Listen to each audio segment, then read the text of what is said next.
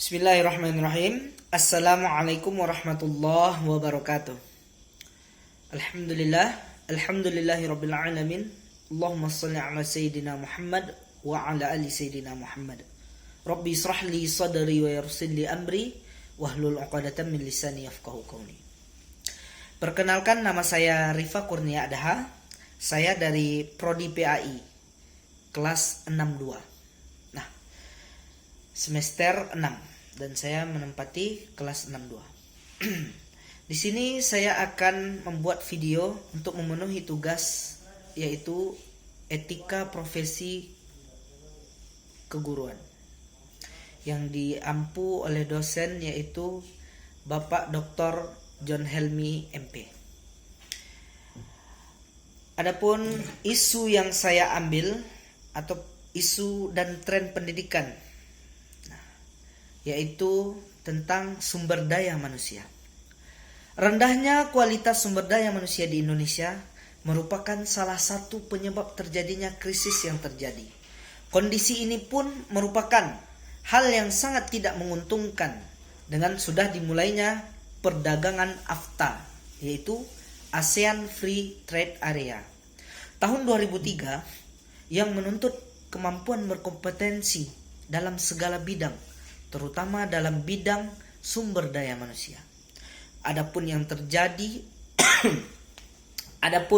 yang dapat menjadi problem rendahnya sumber daya manusia kita adalah yang pertama, yaitu pendidikan.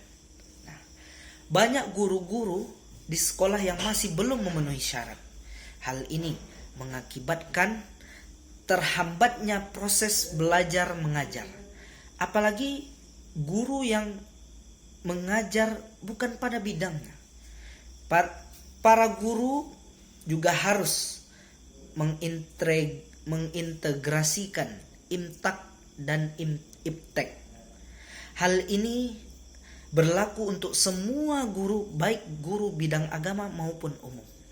Selain dihadapkan dengan berbagai persoalan internal, misalnya persoalan kurangnya tingkat kesejahteraan guru, rendahnya etos kerja dan komitmen guru, dan masih banyak lainnya.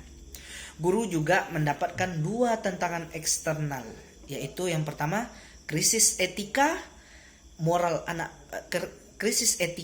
dan moral anak bangsa, dan kedua, yaitu tantangan masyarakat global.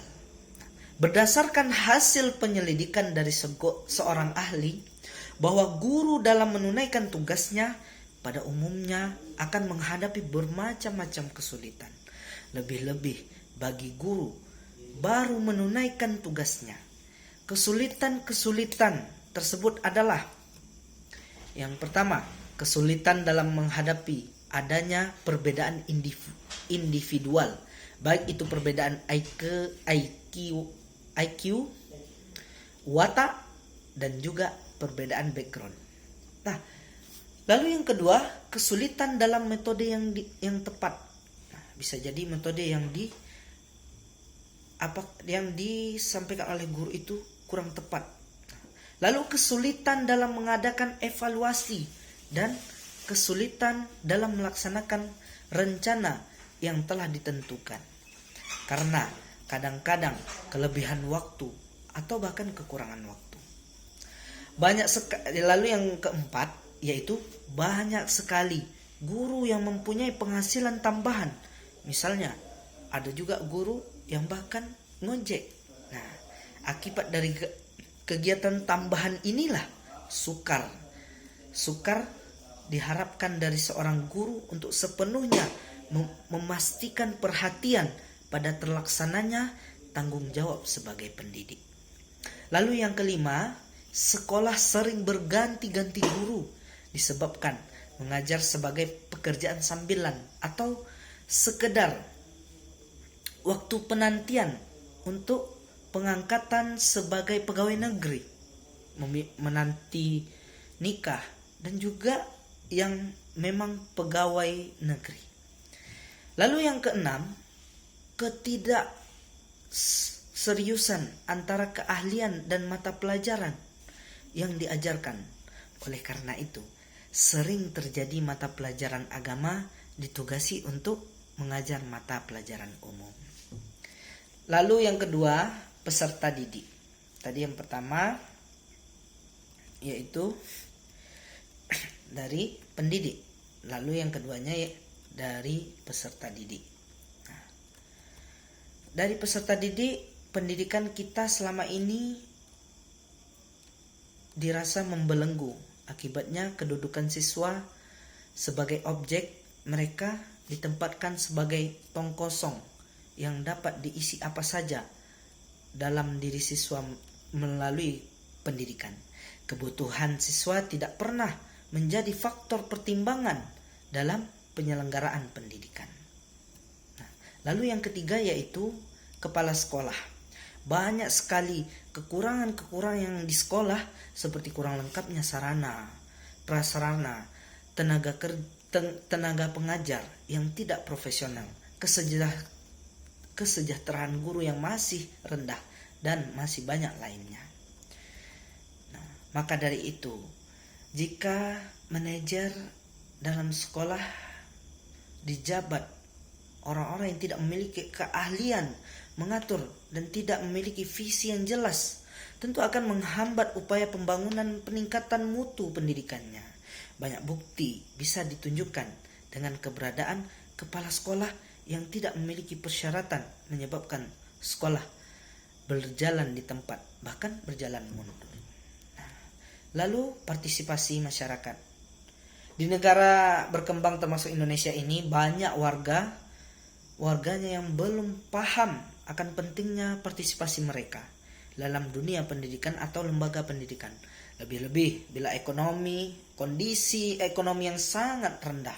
Pusat perhatian mereka adalah kebutuhan dasar sehari-hari mereka. Berbeda dengan apa yang terjadi di negara-negara maju. Di negara-negara maju, partisipasi warga masyarakat sudah besar, baik dalam perencanaan, pelaksanaan, maupun dalam melakukan kontrol. Lalu yang kelima yaitu sarana prasarana. Sarana prasarana pendidikan adalah merupakan hal yang sangat penting sebagai penunjang proses pendidikan. Kelengkapan sarana prasarana akan dapat menciptakan suasana yang dapat memudahkan tercapainya tujuan pendidikan. Tetapi kenyataan yang sering dihadapi oleh lembaga pendidikan, apalagi sekolah swasta, adalah mengenai kurang lengkapnya sarana prasarana pendidikan. Padahal hal tersebut sangat penting sekali dalam proses belajar mengajar.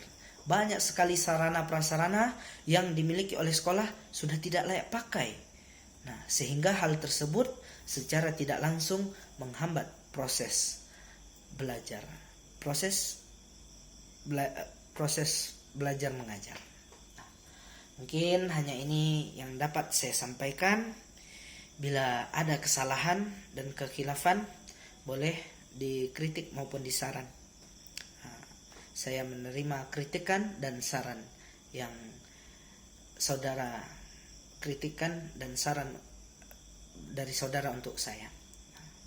Dengan ini saya akhiri dengan membaca doa kafatul majlis. Subhanakallahumma bihamdika asyhadu an la ilaha illa anta astaghfiruka wa atubu ilaik. Akhirul kalam. Assalamualaikum warahmatullahi wabarakatuh.